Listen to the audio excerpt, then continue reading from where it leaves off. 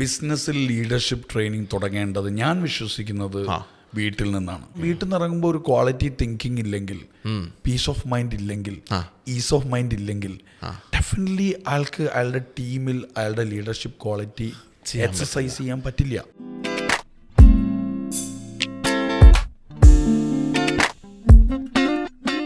മറ്റൊരു പോഡ്കാസ്റ്റിംഗ് എപ്പിസോഡിലേക്ക് സ്വാഗതം.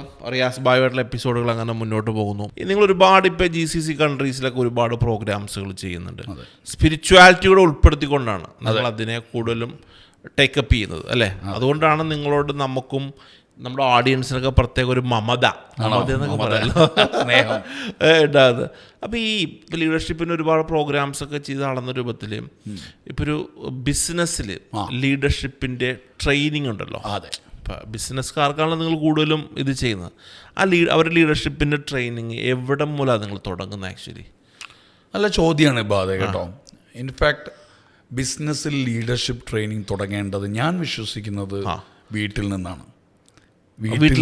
അതെ അതെ. കാരണം പല ബിസിനസ്സിനെയും ഡ്രൈവ് ചെയ്യുന്ന പ്രൊമോട്ടേഴ്സ് അഥവാ ബിസിനസ് ഓണേഴ്സ് ബിസിനസ്സിലല്ല ഫെയിലാവുന്നത്.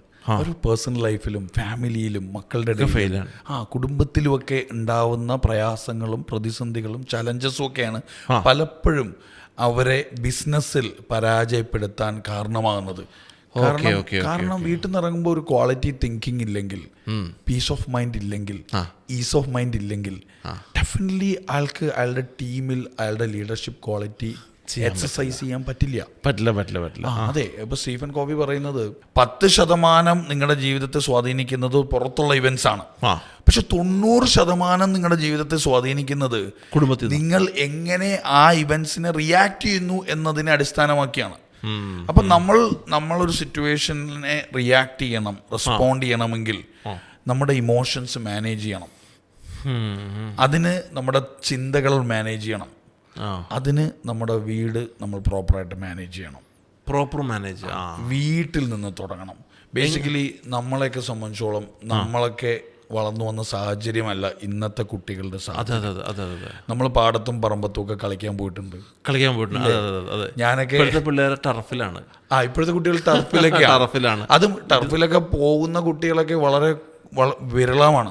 ഏറ്റവും കൂടുതൽ കുട്ടികൾ ഇന്ന് എൻഗേജ് അയക്കുന്ന ഡിവൈസിലാണ്. ഞാൻ കഴിഞ്ഞ 2 മാസം മുമ്പ് ദുബായ് അബുദാബി ബോർഡറിൽ ഒരു 25 കുട്ടികൾക്ക് ലീഡർഷിപ്പ് ട്രെയിനിങ് ക്യാമ്പ് നടത്തിയായിരുന്നു. ഞാനും ലീഡ്സ് കോളേജിന്റെ chairman mister Thomas George, Thomman എന്ന് വിളിക്കുന്ന ഞങ്ങളൊരു 3 ദിവസത്തെ ക്യാമ്പ് റൺ ചെയ്തൊരു എക്സ്പീരിയൻസിൽ നിന്ന് ഞാൻ പറയാണ്, നമ്മുടെ കുട്ടികൾ കടന്നു പോകുന്ന മാനസികാവസ്ഥ, ശാരീരികാവസ്ഥ, ആത്മീയാവസ്ഥ ചോദ്യം ചെയ്യപ്പെടേണ്ട വിഷയമാണ്. അവരുടെ മെൻ്റൽ, ഫിസിക്കൽ, സ്പിരിച്വൽ ലൈഫ് വളരെ വളരെ അപകടകരമായ ഒരവസ്ഥയിലേക്ക് പോവുകയാണ്. കാരണം അവർക്ക് മാനസികവും ശാരീരികവും ആത്മീയവുമായിട്ട് എൻഗേജ് ചെയ്യാൻ പറ്റുന്ന ഫിസിക്കൽ സാധ്യതകൾ ഇല്ലാതാകുകയാണ്. ഇതൊരു കഥ പറഞ്ഞപ്പോഴേ, ഇപ്പം നിങ്ങൾ ഈ ഒരു കഥ പറഞ്ഞപ്പോൾ എനിക്കൊരു എക്സ്പീരിയൻസ്, ഈ ടർഫിൻ്റെ കേസ് പറഞ്ഞപ്പോൾ ഞാൻ ഒരു എക്സ്പീരിയൻസ് പറയാം. ഞാൻ കഴിഞ്ഞ ദിവസം നമ്മുടെ പോഡ്കാസ്റ്റിലേക്ക് വേണ്ടി അജ്മൽ ഉണ്ട്, ബിസ്മി അജ്മൽ. ഇപ്പം റിലയൻസ് അവരെ ടേക്കപ്പ് ചെയ്ത്, അപ്പോൾ അജ്മൽ ഖാനെ ഇൻവൈറ്റ് ചെയ്യാനായിട്ട് ഞാൻ അദ്ദേഹത്തിൻ്റെ വീട്ടിലെത്താണ്. ശരി. അപ്പം നെട്ടൂരാണ് അദ്ദേഹത്തിൻ്റെ വീട്. അപ്പം ഞാൻ അദ്ദേഹത്തോട് സംസാരിച്ചു. പുറത്തിറങ്ങിയപ്പോൾ ഒരു റോഡിൻ്റെ അപ്പുറത്തെ സൈഡിൽ ഒരു ടർഫ് ഗ്രൗണ്ട് ഉണ്ട്. അപ്പോൾ അവിടെ കുറേ കുട്ടികൾ ഫുട്ബോൾ കളിക്കുന്നുണ്ട്. സ്വാഭാവികമായിട്ടും ഇദ്ദേഹത്തിൻ്റെ വീടിനടിച്ചേക്കണ അതേ പെയിൻറ്റും ഒക്കെ തന്നെയാണ്. അത് വെൽ മെയിൻറ്റെയിൻഡ് ആണ്, കാണുമ്പോഴേ നമുക്കറിയാം. അപ്പോൾ കഴിഞ്ഞ ദിവസം അപ്പം ഞാൻ സ്വാഭാവികമായിട്ട് പുള്ളി ബിസിനസ്സുകാരനാണല്ലോ, പുള്ളിയെ സംബന്ധിച്ചിടത്തോളം അത് വാടക കൊടുക്കുക, കാശുണ്ടാക്കാം എന്നൊരു മൈൻഡ് ഉണ്ടാവും. അപ്പം ഞാൻ ഭയങ്കര ഇപ്പോഴത്തെ ഒരു വലിയ ബിസിനസ് സാധ്യതയുള്ള ഇൻഡസ്ട്രി ആണല്ലോ. അപ്പോൾ ഈ ഞങ്ങളുടെ പോഡ്കാസ്റ്റിൽ വന്നപ്പോൾ ഞാനിങ്ങനെ ടർഫിനെ കുറിച്ച് സംസാരിച്ച പുള്ളി എന്നോട് പറഞ്ഞു, ഇബാദെ അത് നമ്മൾ റെൻറ്റിന് ചെയ്യുന്ന സ്ഥലമല്ല കേട്ടോ, ഞാനത് നമ്മുടെ നാട്ടിലെ പിള്ളേർക്ക്, കുട്ടികൾക്ക് കളിക്കാനായിട്ട് ഞാനൊരു കളിസ്ഥലം ഉണ്ടാക്കി കൊടുത്തതാണ്. എന്നിട്ട് പുള്ളി പറഞ്ഞു, ഞങ്ങളൊക്കെ ചെറുപ്പത്തിൽ കളിക്കുന്ന പാടത്തും പറമ്പിലൊക്കെ അല്ലേ, ഇപ്പോഴത്തെ പിള്ളേർക്ക് അതിന് സമയമില്ലല്ലോ, അപ്പം സാഹചര്യമില്ല. അപ്പം ഞാനതിനെ എൻഗേജ് ചെയ്യാനായിട്ട് അവിടെ ആ ഒരു ടർഫ് ഉണ്ടാക്കി കൊടുത്തേക്കും. അത് മാത്രമല്ല, പുള്ളി വേറെ കാര്യങ്ങൾ എന്നോട് പറഞ്ഞു. അതാണ് എന്നെ ഏറ്റവും എക്സൈറ്റ് ചെയ്യിപ്പിച്ച്. ഞാൻ അവിടെ കുറച്ച് ജിം എക്യുപ്മെൻറ്റ്സൊക്കെ വാങ്ങിക്കാനായിട്ട് തീരുമാനിച്ചിട്ടുണ്ട്. അതൊക്കെ എടുത്ത് നമ്മുടെ യുവാക്കളൊക്കെ ആരോഗ്യപരമാകട്ടെ എന്ന് പുള്ളി എന്നോട് പറഞ്ഞപ്പോൾ എനിക്ക് ഭയങ്കര ഒരു രസം തോന്നി. കാര്യം അങ്ങനെ ചിന്തിക്കുന്ന ആൾക്കാരുണ്ടല്ലോ നമ്മുടെ ലോകത്ത്. അല്ല, അത് എന്നെ സംബന്ധിച്ചുള്ള അത് വളരെ എക്സൈറ്റിംഗ് ആയിട്ട് തോന്നുന്നുണ്ട്. കാരണം ഞാനിപ്പോൾ പറഞ്ഞ വിഷയമായിട്ട് വളരെ ക്ലോസ്ലി കണക്റ്റഡ് ആണ്. മെൻ്റലിയും ഫിസിക്കലിയും സ്പിരിച്വലി ഇമോഷണലി ഒക്കെ കുട്ടികൾക്ക് എൻഗേജ് ചെയ്യാൻ പറ്റുന്ന സ്ഥലങ്ങൾ നമ്മുടെ വീട്ടിലില്ലെങ്കിൽ അവർ ഡിസ്റ്റർബ്ഡ് ആകുമ്പോൾ അത് ബിസിനസ് ഓണറിന്റെ മൈൻഡ് സെറ്റിനെ എഫക്ട് ചെയ്യും, അത് ബിസിനസ്സിനെ എഫക്ട് ചെയ്യും. അപ്പം ഒരു ബിസിനസ്സുകാരന് സമാധാനപരമായി സന്തോഷത്തോടുകൂടി ബിസിനസ് മുമ്പോട്ട് കൊണ്ടുപോകാൻ പലപ്പോഴും സഹായിക്കുന്നത് വീട്ടിലെ എൻവയോൺമെന്റ് ആണ്. പിള്ളേരുടെ വേറൊരു കാര്യം കൂടെ ആഡ് ഓൺ ചെയ്ത്, വെറുതെ ഇരിക്കുമ്പോഴാണ് പിള്ളേർക്കൊക്കെ എന്തെങ്കിലുമൊക്കെ മയക്കുമരുന്നിൻ്റെ ഒക്കെ പുറകെ പോകാനൊക്കെ തോന്നണം. ഇതൊക്കെ കളിക്കുമ്പോൾ പിള്ളേർക്ക് എനർജി ഉണ്ടാകട്ടെ, അമ്മമാർ ഉഷാറാകട്ടെ എന്നാണ് പിള്ളേർ പറഞ്ഞത്. ഞാൻ ആ ലീഡർഷിപ്പ് മൈൻഡിനെ ഞാൻ വളരെ പോസിറ്റീവായിട്ട് കാണുകയാണ്. കാരണം ഐ എം വെരി ഷുവർ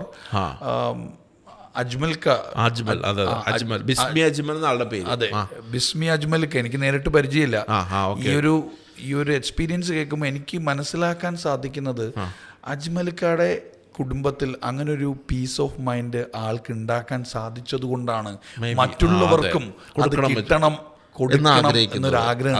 അതിനകത്ത് വളരെ പ്രധാനപ്പെട്ട കാര്യം റിയാസ് ഭായ് മനസ്സിലാക്കേണ്ടത്, ആ സ്ഥലം എന്ന് പറഞ്ഞു കഴിഞ്ഞാൽ വേണമെങ്കിൽ അദ്ദേഹത്തിന് ഒരു ഗോഡൗൺ ആക്കിയാൽ നല്ല കാശ് കിട്ടും, ഉണ്ടാവും, സംശയമില്ല.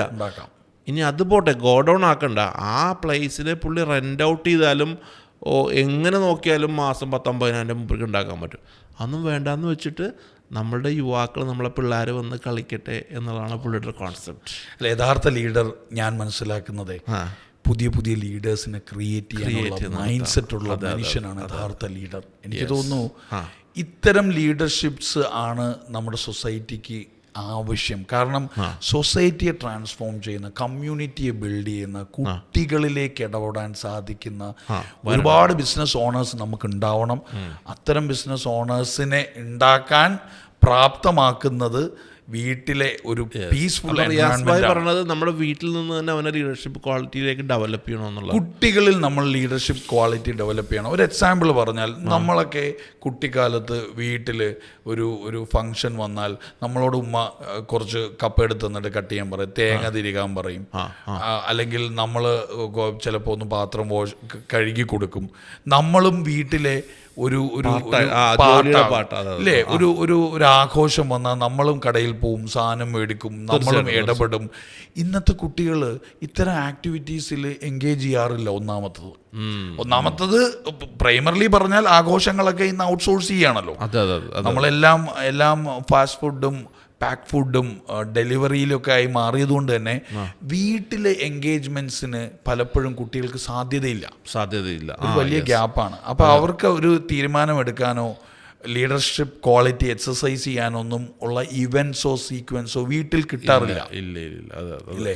അപ്പോൾ നമ്മൾ എന്താ ചെയ്യേണ്ടത്? ഇത്തരം ആക്ടിവിറ്റീസിലെ ഫിസിക്കൽ ആക്ടിവിറ്റീസിലൂടെ കുട്ടികളുടെ ലീഡർഷിപ്പ് ഡെവലപ്മെൻറ്റ് സാധ്യമാക്കി എടുത്താൽ മാത്രമേ കുട്ടികൾക്കൊരു പോസിറ്റീവ് ലൈഫ് ഉണ്ടാവുള്ളൂ. ആ ലൈഫിൻ്റെ impact definitely as a business ഓണറിന് കിട്ടും. അപ്പോൾ ആൾക്ക് എന്ത് ചെയ്യാൻ തോന്നുന്നറിയോ? അയാളുടെ ബിസിനസ്സിൽ അയാളുടെ സ്റ്റാഫ്സിന്, അയാളുടെ മാനേജ്മെന്റ് സ്റ്റാഫ്സിനും എക്സിക്യൂട്ടീവ്സിനും ഒക്കെ ലീഡർഷിപ്പ് ഡെവലപ്മെന്റ് ആൾ എത്തിച്ചു കൊടുക്കും. ആളുടെ കാഴ്ചപ്പാടിലൂടെ ഉള്ള ട്രെയിനിങ്സ് ആയാലും ആൾ കൊടുക്കുന്ന ലേണിങ്സ് ആയാലും അവർക്ക് ഈ പറയുന്ന ലീഡർഷിപ്പ് സ്കില്ല് കിട്ടും. ഞാൻ ആ ലീഡർഷിപ്പിന്റെ ഒരു സൈക്കിള് പറയാം. ഇതവിടെ തീരുന്നില്ല. ഇത് ഇപ്പോൾ ഈ പറഞ്ഞ അനുഭവം വെച്ച് നോക്കുകയാണെങ്കിൽ അജ്മലിക്കായെ പോലുള്ള ബിസിനസ് ഓണർ ആ ബിസിനസ്സിൽ ഈ ലീഡർഷിപ്പ് ഡെവലപ്മെന്റ് നിർത്തില്ല. അത് താഴെ തട്ടിലേക്ക് വീണ്ടും വരും. സൊസൈറ്റിയിൽ ഇറങ്ങി കുട്ടികളുടെ മറ്റു കുട്ടികളുടെ ഡെവലപ്മെന്റിന് വേണ്ടി, അവരുടെ ഫിസിക്കൽ ആക്ടിവിറ്റീസിന് വേണ്ടിയൊക്കെ സഹായിക്കാനായിട്ട് ഇറങ്ങുന്ന രീതിയിൽ ബിസിനസ്സുകാർ മാറുന്നത് വീട് മാറുമ്പോഴാണ്. അതെ, അല്ല നമുക്ക് എന്തായാലും ഈ ഒരു എപ്പിസോഡ് അജ്മൽക്കാക്ക് ഡെഡിക്കേറ്റ് ചെയ്യാം. അപ്പോൾ ഞാൻ എൻ്റെ പോഡ്കാസ്റ്റിലേക്ക് ഇൻവൈറ്റ് ചെയ്ത കുറേ കഥകൾ ആക്ച്വലി ഇപ്പോൾ പുള്ളിയുടെ ഒരു കമ്പനി, ഒരു വലിയൊരു ബഹുരാഷ്ട്ര കമ്പനി ഏറ്റെടുത്തപ്പോൾ അതെങ്ങനെയാണ് പുള്ളി അതിന്മേൽ സ്റ്റെപ്പ് എടുത്ത കാര്യങ്ങളൊക്കെ എന്തായാലും നമ്മുടെ പോഡ്കാസ്റ്റിൽ പറയുകയും ചെയ്യുന്നുണ്ട്. അപ്പോൾ സന്തോഷം, വീണ്ടും കാണാം. സന്തോഷം. Thank you. ഗ്രേറ്റ്.